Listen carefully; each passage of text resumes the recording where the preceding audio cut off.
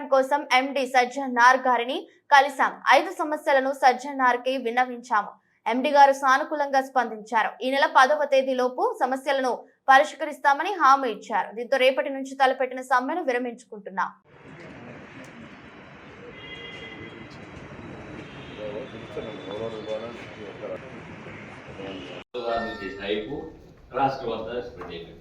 Message వస్తున్నా అందరూ అడుగుతున్నారు. టెండర్ల లోపల నుండి బయట తీసుకొచ్చి మరి మనం మాట్లాడేది 2 minutes మాట్లాడేది ఉంది.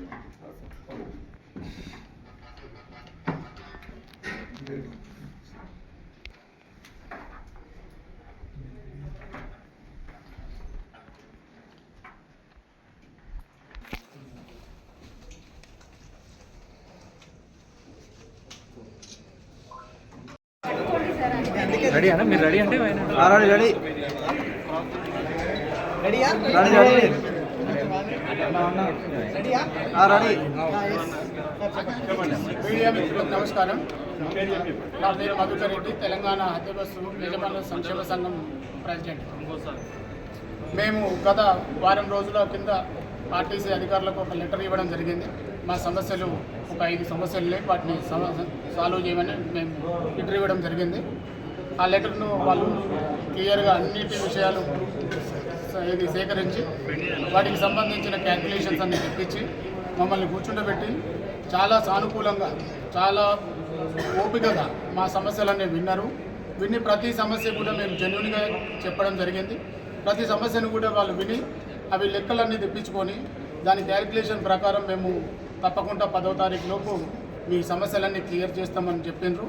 కాబట్టి మేము సార్ వాళ్ళు చెప్పిన విషయాలకు మేము అన్నిటికీ ఒప్పుకొని మేము రేపు నిర్వహించబట్టిన బంద్ను అంటే బస్సులో ఆపరేషన్ చేయము అని చెప్పినాము.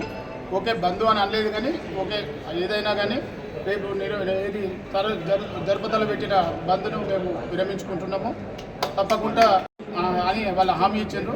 ప్రతి ఇష్యూ మాకు ముఖ్యంగా 5 సమస్యలని కేఎంపీలు తగ్గించాలి, ఓవర్లోడ్ కారణంగా కేఎంపీలు తగ్గించాలి అన్నప్పుడు వాళ్ళు కూడా మా బస్సులకు ఎంత ఓవర్లోడ్ పడుతుందో చూసి తప్పకుండా ఈ విషయాన్ని ఏది గౌరవ మంత్రి గారు కూడా అధికారులకు వివరించారు.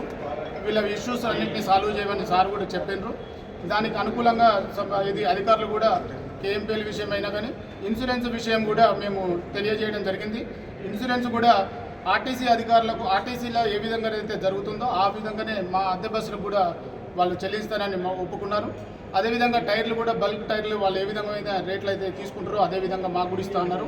తర్వాత లాస్ట్ది ఒకటి ఏది మెయింటెనెన్స్ నిమిత్తము ఓవర్లోడ్ వల్ల ప్రయాణికులు ఎక్కువ మంది ఎక్కి దిగడం వల్ల ఓవర్లోడ్ పడుతుంది, దానికి మెయింటెనెన్స్ పెరిగింది.